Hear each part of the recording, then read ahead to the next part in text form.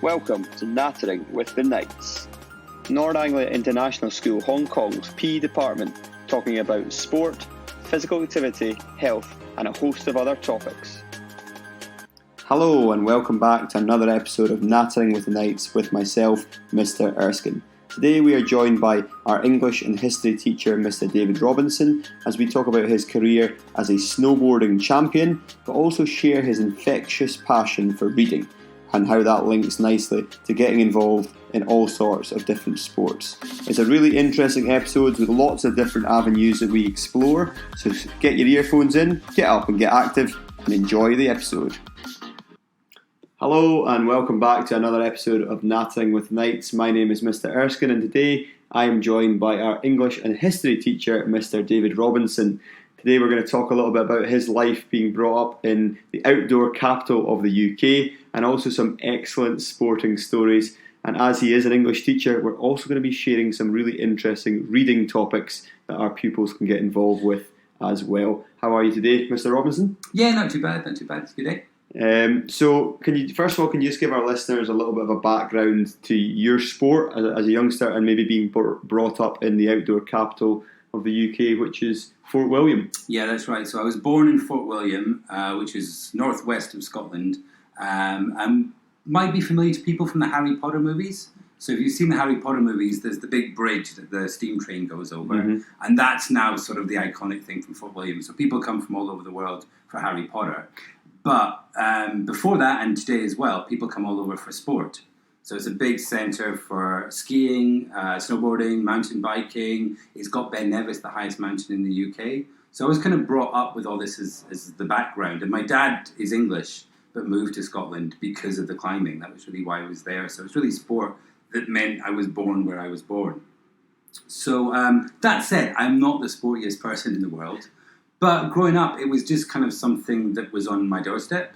So hill walking and climbing in particular were just things that we did every day. Kayaking, my brother was a big kayaker, so he used to get taken out in the rivers doing things like that. Swimming in rivers, cycling.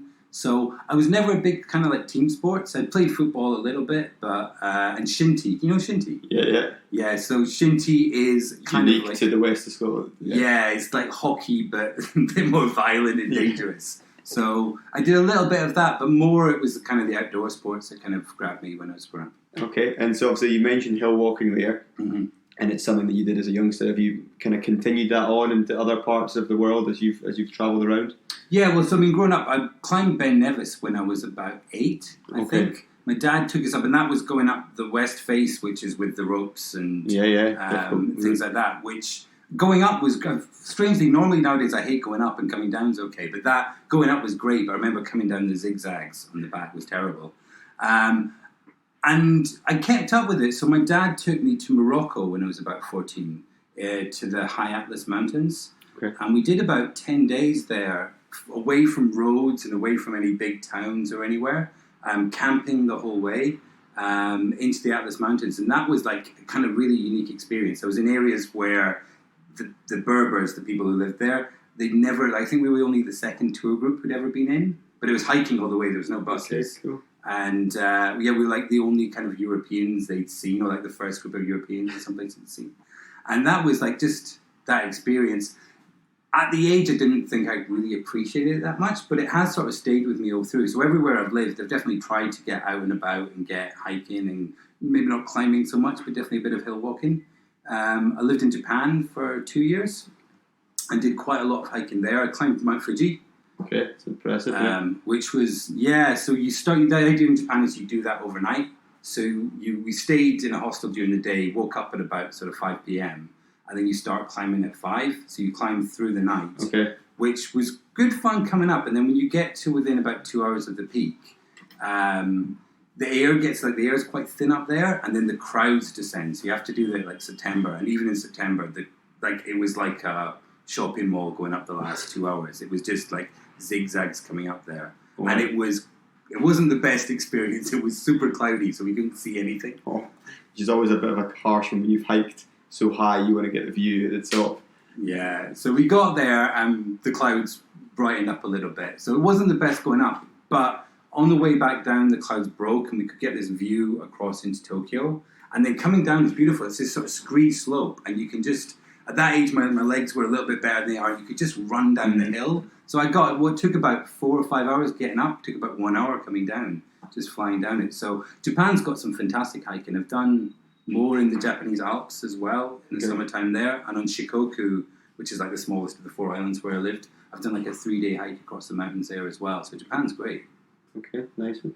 And then you've also mentioned that you used to live, or you've been in Australia and China as some of your hiking experience. So I only lived in Australia for a year, so I've not done any huge hikes there, and I was kind of quite busy with it. But like around Tasmania, in particular, if I ever get the chance to go back anywhere, it'd be Tasmania, because there's beautiful hills there. The parks there are amazing. Quite like Scotland as well as places. But I did 7 years in Beijing and other years in Chengdu in Sichuan province. So I've done quite a lot of Chinese hikes. I was thinking about Mount Umei in Sichuan province, which I did a 3-day hike up there, and I befriended some Chinese Marines on the way up, who spoke a bit of English and wanted to get to know me, and I sort of kept up with them for about 3 hours running up the hill, and then I just collapsed because I'm not the fittest, and they just disappeared off and I never saw them again. But yeah, so hiking, and I've had some good chances in Hong Kong as well. I'm not as adventurous as some people. I can't compete with Mr. Holt's Siberian Marathon. Yeah, I mean, he's a different level, I'm sure, as our listeners will know. So one of your famous, or your claims to fame, anybody who's in Sandringham House will maybe know from Mr. Reid's repeat quiz most years, you've got a claim to fame with snowboarding. So can you just shed a little bit of light on your snowboarding career? So I started snowboarding when it was still a pretty new sport, especially in Scotland. So I started, I think, first year at high school, and I had some friends and friends' parents who organised the Scottish Snowboarding Association as a new thing, and they held a competition. And so I'm really proud to say that I won that competition, and I am still today the reigning under-14 Scottish Snowboarding Champion. So that might be, you might actually be the most famous athlete we've had in the podcast so far. Quite possibly. Although, there are a few caveats to that. There's a few complicating matters with that. So as I said, snowboarding was quite a new sport in, I think, 1990 when I started.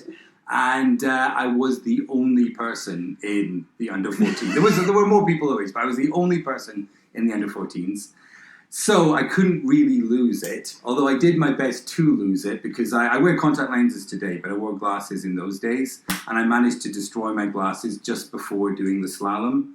So I borrowed my dad's glasses to do the slalom, which didn't fit my eyes. So I ended up missing all of the slalom gates. This sounds even worse now. I missed every slalom gate. And then I missed the final gate that you have to go through to end the thing. So I had to take off my snowboard, run back up the hill to run around through the final gate.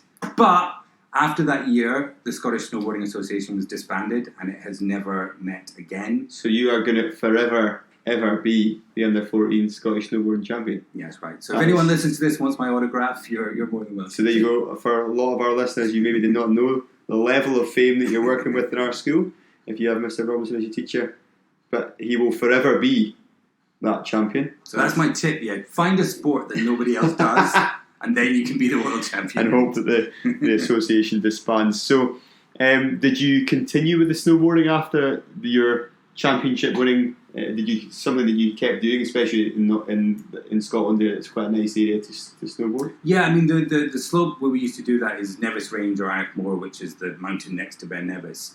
And it was only 15, 20 minutes drive from my house. And we used to get like subsidised ski tickets as local school children to go up. And we even got to go up after school some days. So all through high school, I continued with it. Since then, it's a bit harder, especially if you're living in Hong Kong. But I've done a bit. I mean, I've skied in Japan quite a lot. Japan's got fantastic skiing. Used to do it in Beijing. There's some artificial, mostly artificial slopes in the outskirts of Beijing, which are not amazing, but it's good to just sort of keep your foot in it and keep going with it.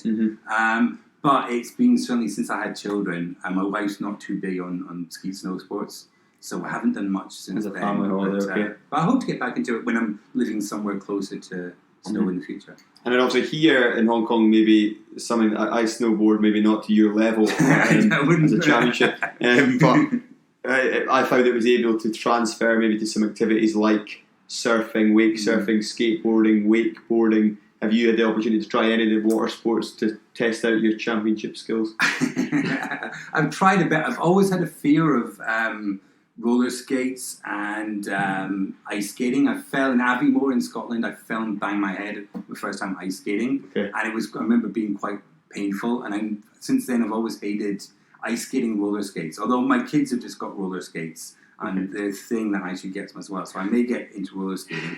I tried wake surfing a little bit once, but never really had the opportunity to push it. I did try surfing in South Africa once, but this is pretty sad as well. I joined a lesson in surfing, and I was already mid-20s by that point. Everybody else in the group I found when I turned up was under 10. So, and it was super, super windy. So I managed one sort of surfing across the bits, but it was a bit humiliating being surrounded by. Did you mention that you were a champion snowboarder? I did, but the children weren't interested. Oh, they weren't interested. So no. So I would love to try surfing again, but it's never quite sort of captured the moment in the same way. So in terms of, you've obviously got a passion for the outdoors. You've kind of mentioned that quite a lot. Is that one of the reasons that maybe you look to come here to Hong Kong as a place that has a number of outdoor options? I mean, to some extent. So I was living in Beijing before I moved to Hong Kong. I was there for 7 years. And there is actually some great sports you can do around Beijing. I mean, the hiking around Beijing is great. You can go in all parts of the Great Wall and you can camp there. And another good thing, Beijing freezes in the winter. It's sort of minus 10, minus 15 degrees in the winter. So the lakes and the rivers all freeze up. So you can go skating and sledging. So there are great sports opportunities in Beijing, but once I had children in Beijing, it became increasingly hard to do those kinds of outdoor sports. And I found the first year or two when my kids were there, we spent most of our free time going to shopping malls where there was soft play and things like that. And I didn't really want my kids growing up with that being their main sporting experience. I wanted them to give a chance to be outdoors. So I started to look, and that coupled with the pollution in Beijing as well being a factor. So I was looking around for places, and I'd been to Hong Kong a few times, and I knew that, I think most people know of Hong Kong for the skyscrapers and the big city and the crowds, but I knew that there were, great countryside, and to be close to the sea as well. So it definitely was a big factor in making me want to live here. And in terms of then, so if your children have been here for a number of years, would you compare the experience that they can get here to what you could have got back in Scotland? Is there comparables there? I mean, there's big differences, especially with where we live immediately. So when I was growing up, we had a garden and we lived with a lake right in front of us and a mountain behind us. So it was very easy for me by myself, even from sort of a young age, to go up, just leave the house and go and be outdoors and do stuff. Whereas we live in an apartment block, and although we've got the sea and things around us, it's a bit harder just to get out at a young age and do things. But, I mean, we can go to the beach very easily. There's so many clubs and activities that you can join here. There's great hiking and things as well. So it's not... and then the weather's always an issue as well, because the big problem with Fort William is the wettest place in the UK. And because of that, you end up being indoors a lot. Whereas Hong Kong, we sometimes find the weather here puts my kids off because it's too hot to go out. So, there's always a problem that can put you off, but we try and find as many opportunities as we can. I can tell you now that I've been to Fort William once, by the way, guys, and it was not the wettest. It was the hottest day that Scotland has ever seen. And I climbed Ben Nevis that day. I survived, but my parents were challenged that day, and I think I've never been forgiven for taking them on that day. So, as well as your role at the school, where you're an English teacher mainly, but you're also the school's CAS coordinator for the IB diploma. Can you just explain what that is and how that has a link to sport? Sure. So for the IB diploma, which is what our year 12 and 13 students do, as well as their subjects, there's what's called the core. And these are 3 areas that all students have to do to complete the IB diploma. If they don't do these things, then they fail the course. And so that core is an extended essay, really long essay. There's a theory of knowledge, which is all about where ideas come from and how we understand knowledge. And then there is CAS, which is the bit that I'm in charge of. So CAS stands for Creativity, Activity and Service. And the idea is that over the 18 months or so of the IB program, students have got to engage in activities that they choose themselves, that are things that they feel passionate about, and that fulfill a certain number of learning outcomes. And so for creativity, that can be making a podcast like we're doing just now. It can be putting on a show. It can be practicing a musical instrument. For service, that's about helping people in the community or helping people around the world. But the activity is the one that links to sport. So students have got to prove that they're regularly doing some form of physical activity that helps towards a healthy life. And I think, a lot of employers and universities are looking today not for people who are just academically able, but students who are adaptable and creative and ready for life in the real world. And I think as well for our own lives, we all need to be physically active. We need to be concerned with our community, and we need to think of ways to be creative. So I think CAS is really important for showing that students need to be varied and open to new experiences and new ideas. So what kind of activities have students been doing, just as examples? I mean, I've been approached by some Year 12 students in the last kind of few days about being their supervisor, almost would maybe be the phrase, would it be? Mm-hmm. But yeah, so I've got some ideas. But just for our listeners, what kind of activities might they be able to do in the programme? So I mean, students choose things for themselves, so they can do anything that they want to do. The only idea is that there needs to be something new to what they're doing. So sometimes we've got students who've already played football a lot, but want to do coaching in football or leadership in different areas. So we've had that at least in the past as well.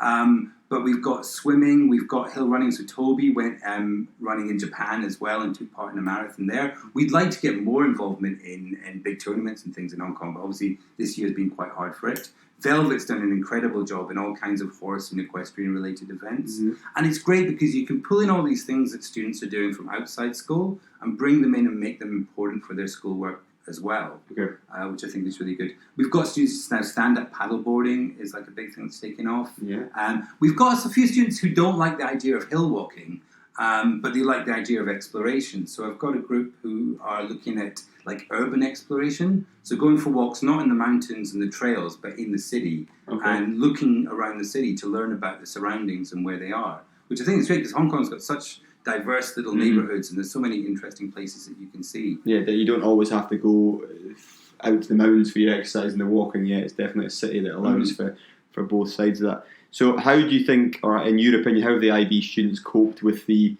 aspects of CAS that they need to, but when we've obviously had restrictions with COVID being based in our homes or our apartments, just how do you think that's impacted? Yeah, I mean, our students have done an incredible job because this has been the most challenging time for anyone. I mean, for all sorts of reasons, but for CAS, which is all about getting out there and doing things, it's been a really, really hard time for them. But loads of them have pulled through. So we've got, lots of students are doing yoga and doing yoga from home with the online lessons, and that's been really, really helpful. We've got, like individual sports are okay. So if you were happy to go jogging with a mask on or cycling with your mask on, which some people have, that's worked. But people have been quite creative in what they look at as well. So are you familiar with the Ring Fit?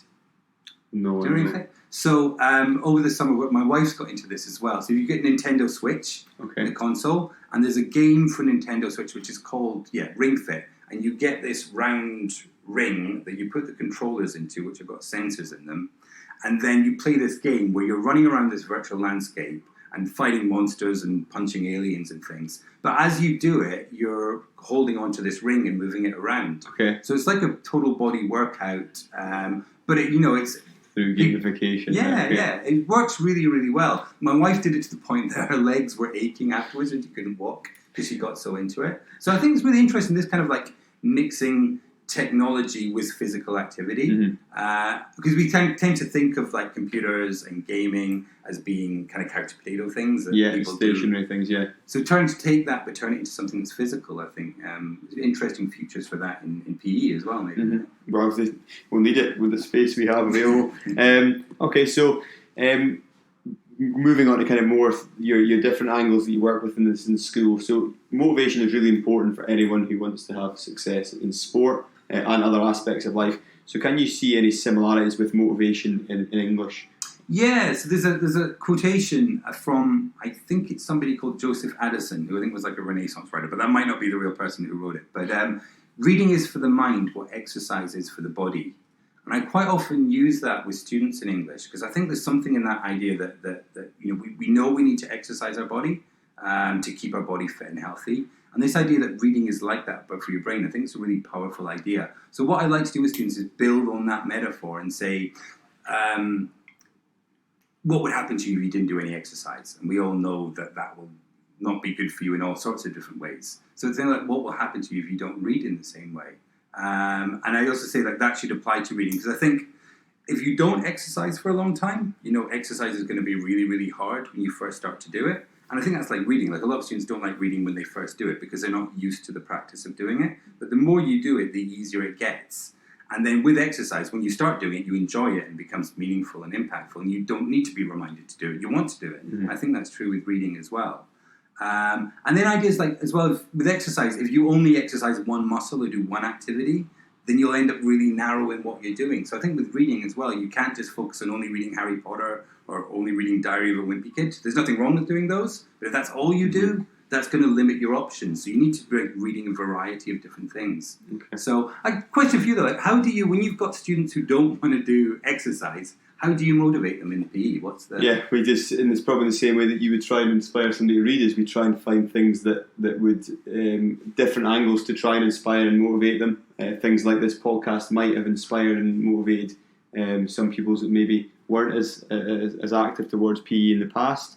We think of maybe new or creative activities that we can do that just kind of almost dangles the bait to get them involved and want to do it. And ultimately it has to sometimes be on our students' terms sometimes. Mm-hmm. Again, if they've not maybe had the best experience with PE in the past, maybe with another school or outside coaching that something that they've not enjoyed, they have that label that, if we're going to do football and PE, I don't like football because my dad always watched it on the TV and makes me watch it. And so he's just trying to move those kind of barriers for them and offer them activities that are a little bit more generic maybe, and hopefully are accessible to everybody, but not setting maybe the bar so high and making it, labeling it as team-specific games, making it kind of more open-ended to different activities and skill sets. I think that's when I did PE at school, there was so many things that you ended up doing that you would never do otherwise. Dancing, I always remember dance sort of stuck in my head. And I didn't love it in school, but now looking back, I'm glad it was there. It was like a really kind of exciting, interesting thing. Especially in Scotland, I mean, like you cannot survive at a wedding if you do not know how to be taught dance in school. I mean, I think most people in international schools don't believe me when I say that when I taught in Scotland for the year I did, it's like that is a normal part of the PE curriculum. Doesn't matter what age you are, it's like the 2 weeks before Christmas, everybody's Scottish country dancing. It's I say our teenagers were never that fond of it either, but I think as they get older, they probably tend to appreciate it. So we couldn't have a podcast with an English teacher like yourself without talking about some reading recommendations. So we've already touched on reading, something that I personally loved as a student, actually. I had a big period of time when I got a little bit older, maybe kind of late teens, early 20s, where I was really poor for reading. And in the last kind of 5 years, I've made myself a pact that every day I read at least something. So even if it's one page, ideally it's a chapter in an ideal world, but obviously times can get busy. But that has allowed me to recreate the habit where I managed to finish off a lot more books than I ever used to. So what kind of recommendations do you have for our youngsters that may be linked to sport? Yeah, that's great. I just, with what you said there, like what I try to say is like regular reading, like regular exercise, like just try and find some time every day for exercise, try and find some time every day for reading. I think it's a really important idea. So I've got a few children's books mostly that I would recommend for readers out there. My son Ollie loves, there's a series called The Football Academy by a guy called Tom Palmer, which you can get on Kindle. He flew through all of those while we were watching the World Cup 2 years ago. So that's great if you like football. Also, if you like football, I really want to recommend an African-American writer called Kwame Alexander. So he's done a series of books all about different sports. He's got one that's about football or soccer called Booked, but his big thing is basketball. He's got one about Muhammad Ali and boxing out, but his big thing is basketball. He's done a series of basketball books. And the thing is, he writes his poetry. So it's a narrative story, so it goes from the beginning to the end and things happen, but it's all written in the form of these short poems. And they're all kind of easy and simple to read. And if you find videos of him, he's a really engaging speaker as well. So I'll just read one little bit of this. This will be a bit embarrassing for me, but if you read it yourselves at home, it'll sound much better. So this is called Dribbling. At the top of the key, I'm moving and grooving, popping and rocking, Why are you bumping? Why are you locking? Man, take this thumping. Be careful though, 'cause I'm crunking. Crisscrossing, flossing, flipping, and I'm dipping will leave you slipping on the floor while I swoop in to the finish with a fierce finger roll. Straight in the hole, swoosh. I love that. And we were slightly interrupted by the bell, but hopefully you've caught most of that there. And look at it on the page there as well. It's a really kind of really exciting book for people to see. It's all laid out in a really kind of creative style. And there's a comic book, a graphic novel version of that as well. Okay, so I've never heard of him, so that's an interesting one. I might check Kwame Alexander, the crossover. I'll put all these in the show notes as well, guys, so that we don't get lost in just the speech. So I'll put a list of these books that Mr. Robinson has recommended at the end of the show. So another one connected with basketball is this book here called Dragon Hoops, which is a graphic novel, a giant comic book. It's huge. It's really heavy. It is. I actually thought that was an adult book when you brought it in, but now I open it, it's not. And it's by a Chinese-American maths teacher, actually, teaching Lingsing. He's called Jean Luen Yang. So he's written Superman comic books and Avatar, The Last Airbender, and he's got some really interesting books about China as well. But this is all about basketball, and he's one of these guys who doesn't like basketball. He's a comic book geek. He's not into sports whatsoever. But he was looking for, he'd sort of done all these comic books about China, and then he was looking for something else to write a book about, and he didn't really know what to do. So the book is all about him looking at what to do, and he realizes that within his school, basketball is a huge thing, like as you know in America. Like, in schools, it's an enormous thing. So he goes to this school called he's a teacher in Bishop O'Dowd High School, which is this huge center of basketball in America. And one of his friends, one of the teachers, who isn't actually his friend, but he gets to know him, is the coach of this huge basketball team. So the book sort of goes through the role that basketball plays in different people's lives, and how it works in school. And it goes into like the history of basketball. Did you know how basketball started? No, I do not. No, this has got this guy here. You'll need to go to it, by Naismith. This is how basketball was invented. It was a teacher of adults who was trying to find something to keep people busy, and they were stuck indoors, and it was raining really badly, and didn't have any money, so he put this basket up on the wall, and that's how basketball started. And it goes into the history of that. Basketball came to China like 4 years after it was invented. It was invented in Canada by a Canadian whose parents were both Scottish. So I reckon we can claim basketball for the Scots. Even though we're absolutely terrible at it. Doesn't matter. So yeah, this really great book, really emotional and interesting, and goes to all sorts of different places. And he's a really great writer. So Dragon Hoops by Jean Luen Yang. Okay. Really recommend it. I'll try to do too many. I actually haven't read this one, but it's meant to be great. But Ghosts by Jason Reynolds, if you're into running. It's another African-American writer with a novel about running. This next one here, I read this I said that my kids got rollerblades in the summer, and they're both getting really into it. So this is a book called Roller Girl. It's by a writer called Victoria Jameson, and it's also a graphic novel. And it's all about two girls who are kind of at the end of primary school, coming into secondary school, and they've been friends for a long time, but they're trying to experiment with different hobbies and different interests and trying to find their way in the world. And one girl loves dance, but the other girl hates dance and doesn't like all the kind of pink, cutesy stuff. So she starts getting into rollerblading, and she discovers the rollerblading derbies, which I wasn't really aware of before reading this. I watched just a show on Netflix just the other night about this, so I'm only a little bit more knowledgeable, but that's just because I watched the show. Yeah. I would never have known what they were before. But it's this huge subculture. I think it's in Scotland. I think they've got people on Facebook who I've seen doing it as well. But it's really kind of fun and interesting, and the girls take on strange names. And the book's all about the sort of relationships between the girls, but also about how sport just kind of motivates and excites the girls. And the other thing is, at the very start of the book, the girl goes and she really, really wants to do this sport. She buys all the gear and she's all hyped for it. And then she tries it out and she falls over constantly, which is a bit like me when I was 7 or 8 trying to go ice skating. But it's all about how she overcomes that and keeps going and ends up being a champion. So, yeah, it's already a really popular book, but I recommend Roller Girl by Victoria Jameson. Okay. And last one I'll talk about is... you might be familiar with it. Yeah, I've seen this one. So the Goodnight Stories for Rebel Girls. Now this is the North Anglia Global Campus Book of the Year this year that we're looking at. And it's got lots and lots of great female role models who are sports stars. So it's got, what has it got in it? Lots and lots of people that I can't remember right now. I think Serena Williams, I've seen as a glance, was one. Yeah, Billie Jean King's in it as well. So all the kind of people that you'd expect to be in it, but lots of other people from other sports that you might not think of. The one that jumped out at me was Junko Tabei. Have you heard of Junko Tabei? No. So she died a couple of years ago, sadly, but she was Japanese, but she was the first woman to climb Mount Everest. Okay. So I thought that was really interesting that a Japanese woman was the first woman to climb Everest. So I lived in Japan for 2 years, and I remember there's some weird sort of sexist things that go on in Japan. So like in the schools and the sports teams, the sports teams would have the boys that would go and do rugby or hockey or football or other things, and they had supporters teams who were all the girls. And as part of school, the girls' job was to take the boys' PE kit home and wash it for them, which sounds incredible. But this was I don't know if this still happens in Japan, but 15, 20 years ago that was the case. So sometimes you see these sort of really sort of sexist, old-fashioned modes in Japan, but at the same time you've got this girl Junko Tabei learning how to climb and becoming the first woman to conquer Everest, which is really interesting. How I think gender in sports in different countries can vary quite a lot in different ways. So I'd recommend that. That's Junko Tabei, Masters of the Mountain, part of the Rebel Girls series, which is in our school library.